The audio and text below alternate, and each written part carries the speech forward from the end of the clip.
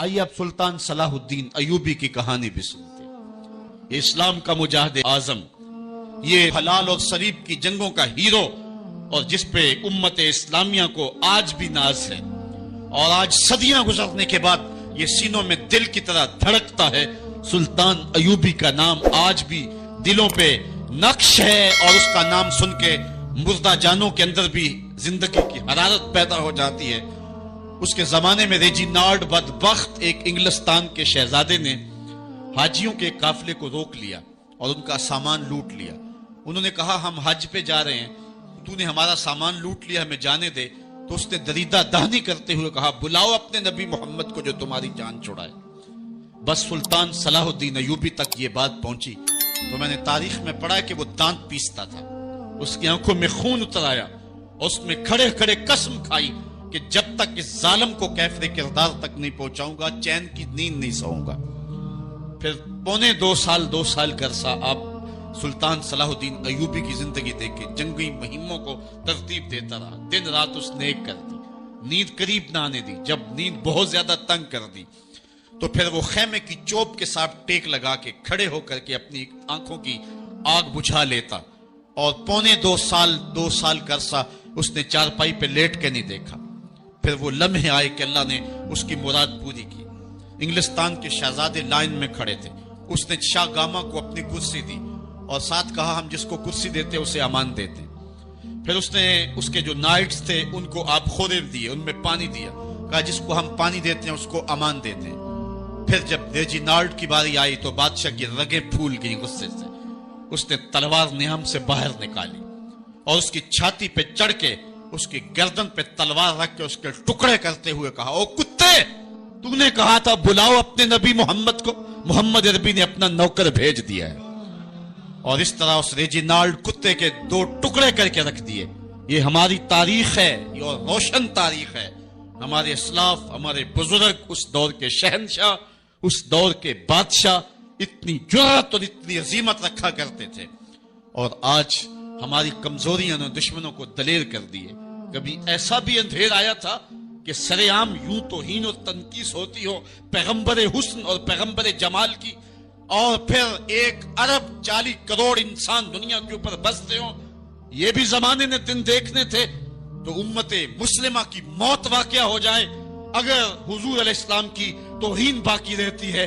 اس لیے امت کو پوری قوت کے ساتھ کھڑا ہونا ہے اور اپنے نبی علیہ السلام کی توہین کا بدلہ لینا ہے، اور یہ ممکن نہیں ہے جب تک جو ہے وہ ہم پوری دنیا کے اوپر غالب نہ ہوں۔ اللہ تعالیٰ امت کو وہ دن نصیب فرمائے کہ امت کا غلبہ اللہ تعالیٰ نصیب فرمائے۔ اس وقت ہمارا المیہ یہ ہے کہ ہمارے پاس عالم لیڈر کوئی نہیں ہے، عوام کے جذبے یقیناً دیکھنے کے۔ سیریا کے بچوں کو میں نے دیکھا کہ وہ چھوٹے چھوٹے بچے، انہوں نے ہاتھوں میں کتبہ پکڑا ہوا ہے، اور میں اس منظر کو دیکھ کر کے کتنی دیر تک سکتے میں رہا۔ اس کے اوپر لکھا ہوا تھا اقتلونا ولا تسبوا لنبینا، ہمارے ٹکڑے کر دو لیکن ہمارے نبی کو گالی نہ دو۔ ان بچوں کے درد کی کہانی کلیجے چیر رہی تھی۔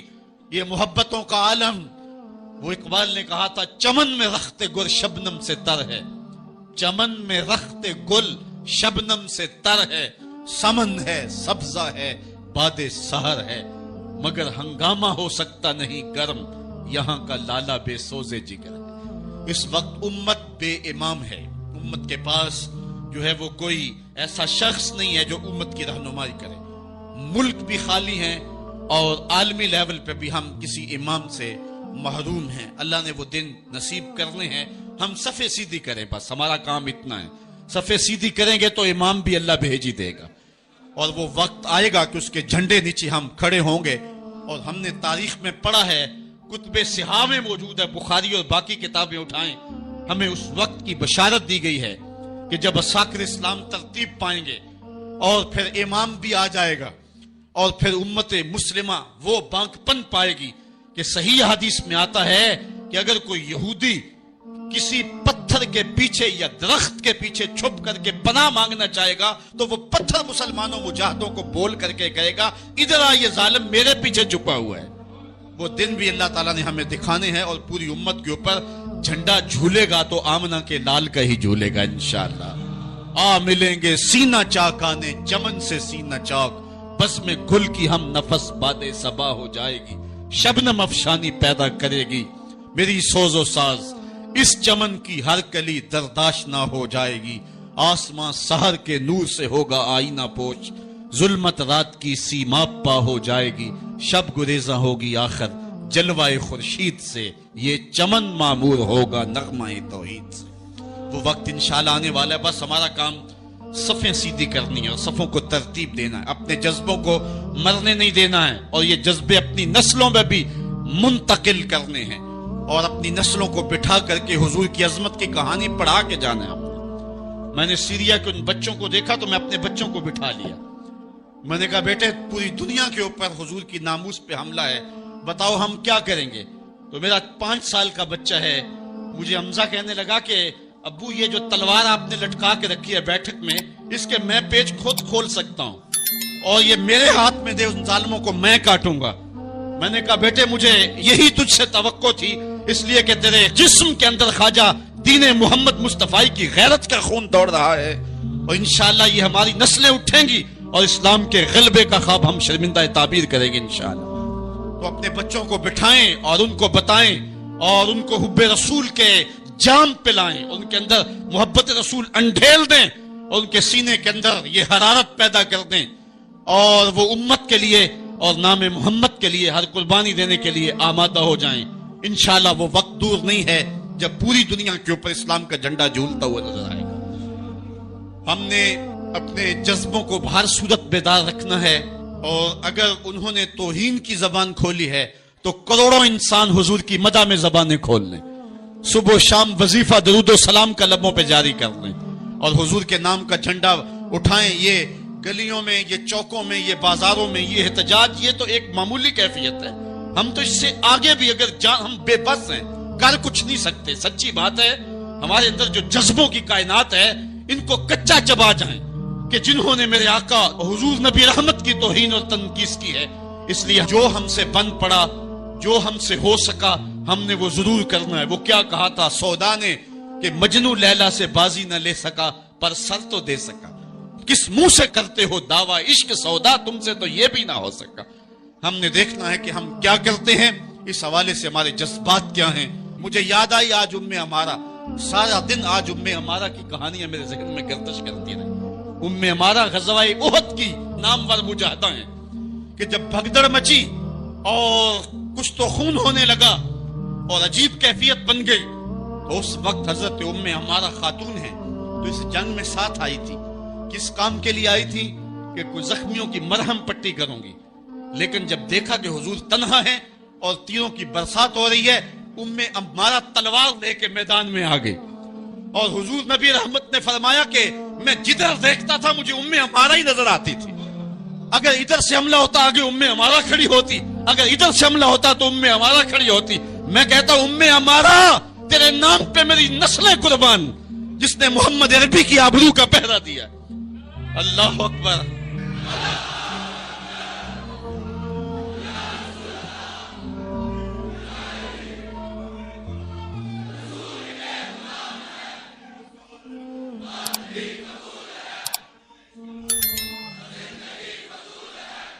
تمہارے جذبے سچے ہیں انشاءاللہ، شاید مغرب کو بھول ہو گئی ہے، یہاں ایک ایک بچہ غازی علم الدین ہے، ایک ایک بچہ عمر چیمہ ہے، یہ سعادت مندیوں کا سفر ہے، یہ مغرب کو بھول ہو گئی ہے، اس نے کس قوم کو چھیڑا ہے؟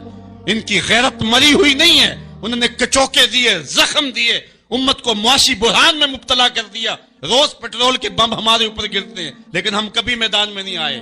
لیکن سارے معاملات کے اندر ہم کمپرومائز کر سکتے ہیں، کمزوری بھی دکھا سکتے ہیں۔ اگر اس عنوان سے ہم کمزوری دکھائیں ہمارا بچتا ہی کچھ نہیں ہے، ہمارا سب کچھ نام محمد ہے۔ ہم نے ہر دور میں تقدیس رسالت کے لیے وقت کی تیز ہواؤں سے بغاوت کی ہے، چھوڑ کے سلسلہ رسم سیاست کا فسوں بس ایک نام محمد سے محبت کی ہے۔ ہم نے عہد غلامی کرنا ہے حضور علیہ السلام کے نام سے، اور انشاءاللہ یہ ہماری سعادت مندی ہے۔ ورنہ ہم نے وہ زمانہ بھی دیکھا ہے جس زمانے میں کوئی ایسا متنفس نظر نہیں آتا تھا جو حضور کے نام کا جھنڈا اٹھائے۔ یہ تاتاریوں کا دور ہے، جب بغداد کو اجاڑا گیا، امت کے سر کاٹے گئے، اور یہ حال تھا کہ منگول سردار نے کہا کسی مسلمان کا سر لاؤ، اپنے فوجیوں کو کہا، نہیں تو تمہارا سر کاٹ کے لگائیں گے۔ ایک مینار تعمیر کرنا کھوپڑیوں کا، اور پھر مسلمانوں کا پتہ ڈھونڈتے ہوئے لوگ ہاتھ میں پیسے لے کے گھومتے تھے کہ کسی مسلمان کا پتہ دے دو، اس کا سر کاٹے، لیکن مسلمان ملتا نہیں تھا، کاٹ دیے گئے۔ دجلہ 3 دن تک خون بن کے بہتا رہا۔ یہ ہماری تاریخ ہے بغداد کی۔ اور پھر دجلہ کا بند توڑ دیا گیا، جو لوگ تہہ خانوں میں چھپے تھے 1.25 لاکھ لاشیں ہم نے وہاں سے پھر نکالی۔ پھر وہ لمحے آئے کہ کوئی ایسا متنفس نظر نہیں آتا تھا جس کے ہاتھ میں اسلام کا جھنڈا ہو۔ ایک منگول سردار عیسائی ہو گیا، اس نے ایک عیسائی پادری کو بلایا اور کہا کہ اپنے مذہب کی تبلیغ کر تاکہ کچھ لوگ اور بھی ہمارے ہم نوا ہو جائیں۔ اس نے قسم پرسی کے سالم میں کہ اب کوئی شخص نہیں ہے جو اسلام کا نام لیوا ہو، تو اپنے خود سے باطنی کا اظہار کر دیا اور پیغمبر حسن و جمال حضور نبی رحمت کی توہین و تنقیص کا آغاز کیا۔ ابن حجر نے لکھا ہے کہ ایک کتا تھا جو خیمے کی چوب کے ساتھ بندھا ہوا تھا۔ جب اس نے توہین کا آغاز کیا تو اس نے بھونکنا شروع کر دیا۔ لوگوں نے کہا کہ یہ کتا تیری اس توہین کی وجہ سے بھونک رہا ہے۔ اس نے کہا نہیں ایسی کوئی بات نہیں، یہ کتا نسلی کتا ہے۔ واقعی وہ نسلی تھا، اور میرا ہاتھ کا اشارہ پا کے غیرت میں آ گیا ہے، کوئی ایسی بات نہیں ہے۔ اس نے پھر توہین کا آغاز کر دیا۔ ابن حجر نے لکھا ہے کہ اس کتے نے زنجیر تڑوا کر کے اس پادری کے گلے میں جا کے دانت گاڑ دیے اور چھوڑا تب جب اس کو واصل جہنم کر دیا۔ اس منظر کو دیکھ کے 70,000 اس فوج کے سپاہی اسلام کے دامن میں آ گئے۔ اقبال نے اسی موقع پہ کہا تھا تو نہ مٹ جائے گا ایران کے مٹ جانے سے، نشائے میں کو غرض نہیں پیمانے سے، ہے عیاں یورش تاتار کے افسانے سے، پاسباں کعبے کو مل گئے صنم خانے سے۔ اللہ اپنے نبی کی آبرو کی یوں بھی حفاظت کرنا جانتا ہے۔ کون جانتا تھا کہ عامر چیمہ یہ کام سر انجام دے گا؟ وہ تو ٹیکسٹائل کی ڈگری لینے گیا تھا، لیکن غلامی رسول کی سند لے کے پلٹا۔ میں نے غازی کے جنازے میں شرکت کی ہے، آپ نیٹ پہ جائیں اور وہاں اس کے جنازے کی تصویر دیکھیں، یا کہیں تصویر آپ کو میسر ہو۔ جنازہ لوگوں کی انگلیوں پہ ہے، بھاری تابوت اور اس کے اندر اس کا جسد اطہر، لیکن ہاتھوں پہ نہیں ہے، آپ کو انگلیوں کے پوروں پہ نظر آئے گا۔ اور ایسے مناظر بھی دیکھنے والوں نے دیکھے کہ رش کی وجہ سے لوگ نیچے سے ہٹ بھی جاتے اور وہ پھر بھی ہواؤں میں تیرتا رہتا۔ آپ جا کے دیکھ لیں، میں کوئی ہوا میں بات نہیں کر رہا، بالکل انگلیوں کے پورے پہ میں خود شامل تھا، اور میری سمجھ میں اس وقت بات نہیں آتی تھی کہ یہ کیا ماجرا ہے، اتنا بھاری صندوق اور انگلیوں کے پوروں پہ۔ پھر ایک دن میں حضرت سعد بن معاذ کی کہانیاں پڑھ رہا تھا کہ ان کا جنازہ بڑا ہلکا تھا، تو پوچھا گیا تو فرمایا کہ سعد کے جنازے کو صرف انسان ہی جو ہے وہ کندھا نہیں دے رہے، فرشتے بھی کندھا دے رہے ہیں۔ غازی کا جنازہ ایسے ہوا میں تیرتا تھا جس طرح پانی پہ کشتی تیرتی ہے۔ میں نے خود غازی کی قبر کی پائنتی پہ ایک سید زادے کو روتے دیکھا، اور وہ کہہ کیا رہا تھا، ربا میں تینوں یہ نہیں کہندا مینوں عامر چیمہ بنا دے، میں کہنا دے قدمہ دی مٹی ہی بنا دے۔ یہ سعادت مندی کی موت ہے، یہ خوش نصیب لوگوں کی زندگی ہے، اور مسلمان اس کو اعزاز سمجھتا ہے۔ اس پورے حال میں کوئی ایک شخص بھی نہیں ہوگا کہ جس کے دل میں یہ آرزو نہ ہو کہ میں حضور کے نام پہ قربان ہو جاؤں۔ ایک ایک شخص کے سینے کے اندر، میں سمجھتا ہوں میرا ہی سینہ، لیکن نہیں، ہر شخص کا سینہ یہی ہے، اور ہر شخص کے اندر کے جذبات یہ یار یہ دھا کیا ہے زندگی میں حضور کے بغیر؟ سب کچھ حضور ہی ہیں، اور ہماری زندگی کا سب سے قیمتی احساسہ حضور کی ذات ستودہ صفات۔ آپ کو جمعۃ المبارک کو جو کال دی گئی اس میں بھرپور شامل ہوں، جہاں جہاں سے آئے ہیں وہاں جو جلوس ہو بھرپور شامل ہوں، لوگوں کو ترغیب دیں، اور اس کو جو ہے وہ بہت بڑے سائز کے اندر جلوسوں کو منعقد کرے تاکہ مغرب کو پیغام جائے کہ یہ تھکے ہوئے، ماندے ہوئے، ہارے ہوئے، یہ جو ہے وہ معاشی بحرانوں کے پسے ہوئے لوگ جب بھی اپنے